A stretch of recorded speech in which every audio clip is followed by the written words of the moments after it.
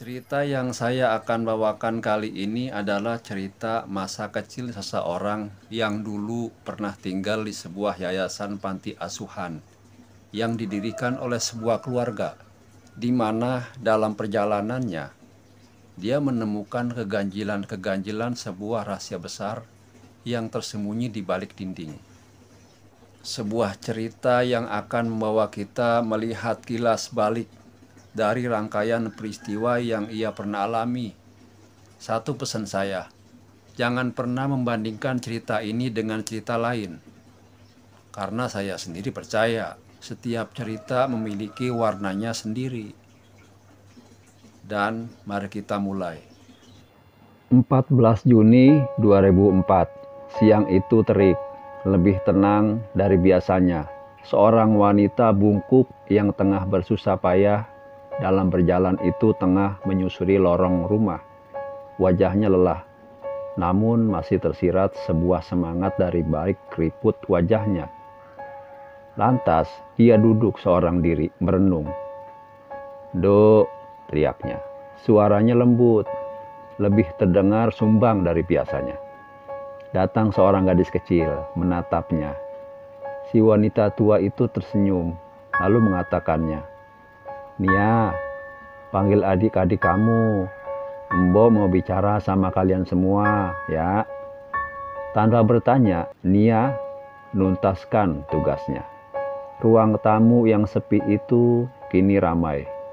Ada lebih dari 6 anak. Mereka duduk menatap si Mbok yang selama ini sudah merawat mereka, menjaga mereka, memberikan perlindungan di dalam rumahnya. Namun hari ini terdengar sebuah berita bahwa si Mbok sepertinya tidak akan ada lagi. Tidak untuk bisa menjadi figur yang akan menemani mereka. Karena seminggu yang lalu Nia mendengar bisik-bisik bahwa yayasan yatim piatu milik Mbok Sami akan dijual. Meski berat, Nia yang pertama tahu bahwa bisa saja hari ini ia akan berpisah dengan adik-adik kecilnya. "Mbok sayang kalian, itu yang harus kalian tahu ya, Lek." "Ndok," ucapnya. "Tapi sepertinya Mbok tidak bisa lagi menjaga kalian. Jadi Mbok mau langsung bilang aja, esok Pak Ridwan akan mengantar kalian ke tempat baru, ke rumah baru. Dan Mbok berharap kalian tetap jadi anak yang baik." Tidak ada suara yang menjawab ucapan Mbok Sarni. Tidak bahkan Nia sekalipun. Rasa sedih seperti berputar di ruangan itu. Semua anak kemudian pergi satu persatu, bermain, mencoba melupakan luapan kesedihan itu. Mbok Sarni melihat Nia, lantas memanggilnya lagi. "Nia, kesini Ndok. Dari adik-adik kamu yang paling besar, paling kuat, paling ngerti.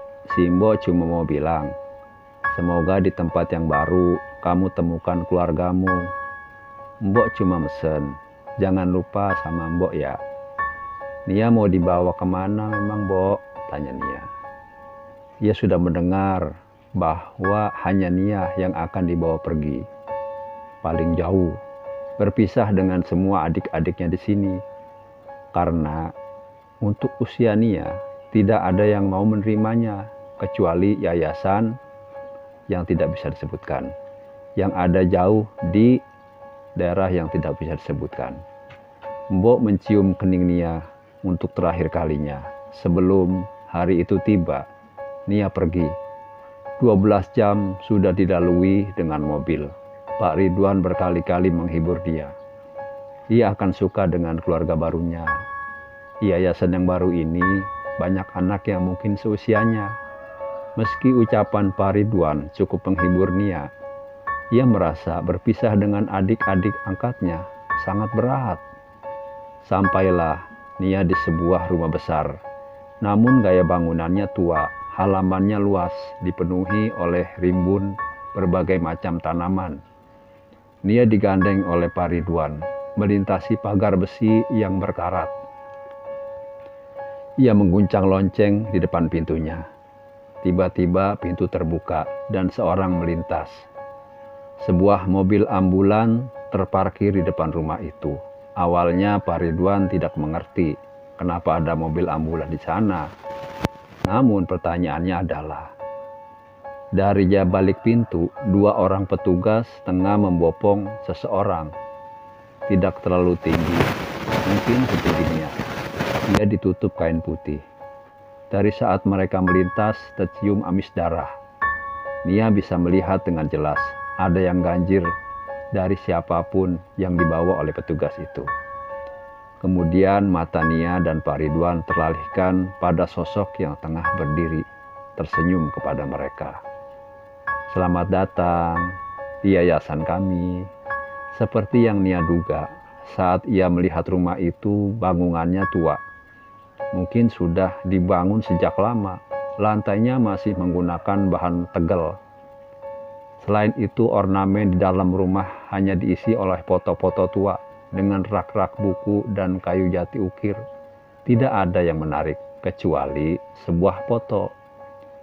Ukurannya lebih besar dari foto ukuran lain. Seorang wanita tengah duduk memandang ke kamera. Foto itu tidak berwarna, masih hitam putih, seperti foto tua kebanyakan. Namun, bila dilihat lebih teliti, si wanita dalam foto tampak berpose tengah menggendong sesuatu, layaknya seorang ibu.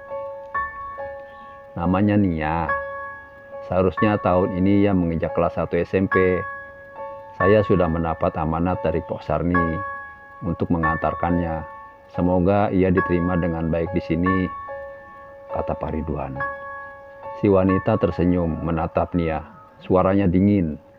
Tentu saja, di sini kami siap menerimanya. Sore itu, Pak Ridwan memberikan salam perpisahan kepada Nia. Ia mengatakan salah satu pamong, pengurus yayasan ini adalah teman baik Mbok Sarni. Untuk itu beliau percaya bahwa Nia akan diurus dengan baik. Kepergian Pak Ridwan membuka lembaran baru kehidupan Nia. Nia menghadap wanita itu. Ia memperkenalkan dirinya sebagai salah satu pamong yang mengawasi anak-anak. Rumah ini memang besar, banyak kamar tersedia, namun tidak semua kamar terisi. Karena beberapa kamar memang sengaja dibiarkan kosong. Untuk apa? Tampaknya itu rahasia. Di sini bila memanggil pamong, panggil namanya aja, tapi diawali dengan Ni ya. Kenalkan, nama saya Ni Elin, ucapnya. Dari gelagat cara ia bicara, Ni Elin terlihat sangat tegas, terkesan sangat galak. Nia mengikuti beliau. Ia membawa Nia menaiki anak tangga, bersambung. Assalamualaikum warahmatullahi